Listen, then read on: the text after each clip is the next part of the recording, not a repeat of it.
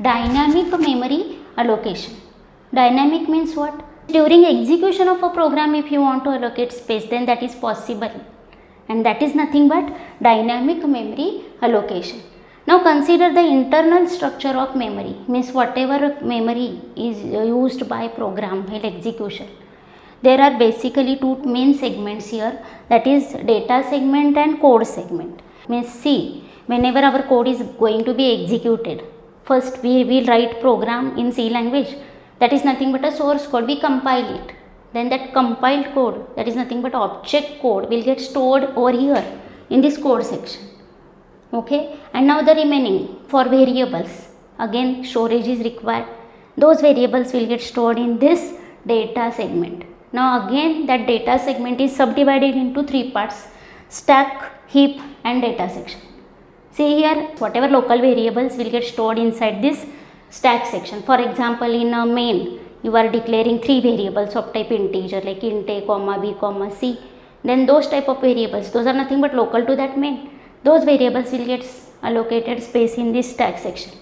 Or suppose you have written any function. Suppose there is a add function and here there are two int a, int b, these type of arguments, that it is returning one integer. Then here a and b, for that temporary purpose space will get allocated. These are local to this function. Again, suppose you are declaring any variables here, any extra variable here, then that is again local to this function. If you have declared any array inside main or in any function, then again that will be the local variable. For that, space will get allocated in this stack section. Now next we have seen global variable, static variable. That global variable means whatever variables declared outside all, let int ch variable we have declared outside all functions, means that is a global variable that will be accessed throughout the program. Means every function is having access to that variable. Then that global variables will have space here in data section. Then next static variable. That static variable means suppose in any function we have declared any variable as a static, then its value will persist throughout different function calls. For that global and for that static variable, space will get reserved inside this data section. And now see here heap section, what is this? Now we are going to see this dynamic memory allocation. If we are allocating space dynamically at the time of execution, then that space will be here. In this memory block, that space will get allocated for the dynamically allocated variables. Getting?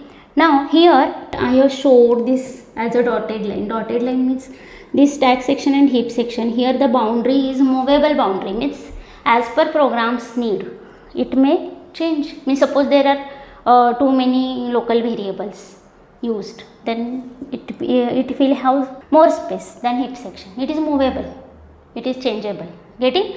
Now this is the overall structure of memory, whatever program's memory. Now here inside heap section we will allocate space dynamically. Dynamically means what? At the time of execution. How to do that? For that, in a C language, stdlib header file is there. Means C has provided this header file, and in that header file there are multiple dynamic memory allocation functions. Those we can use for allocating memory dynamically. But why it is needed? Actually, suppose if I want to accept some numbers from user at the time of execution.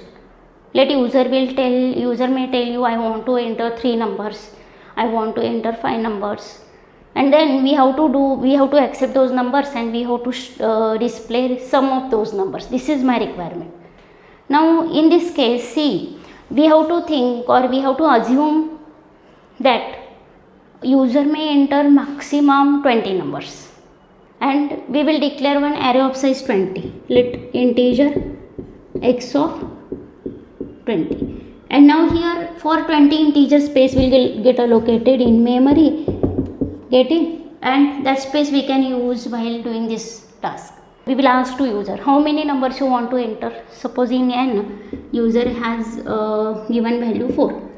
Then from this 20 integer space, only 4 integer space will be used. Here we will store those 4 numbers, we will do addition and we will display the sum of those 4 numbers. Suppose user has entered 19, then okay, 19 numbers we can store over here. we can do addition and we can display the sum. Now suppose user has given you the value 25.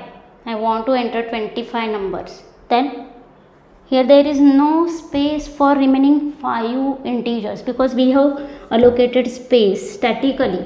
It cannot be modified. We cannot modify it at the time of execution this space. That is not possible. Now what will happen? What we can do? We cannot do anything. Not possible. Because for remaining 5 integers, there is no space. We have not resolved it. That's why here if only 4 integers space we are using, then this is a wastage of memory. And even if you want more space, then that is again not possible. We cannot increase space or we cannot even reduce space. This is actually the drawback of static memory allocation that we can resolve with the help of this dynamic memory allocation. Getting?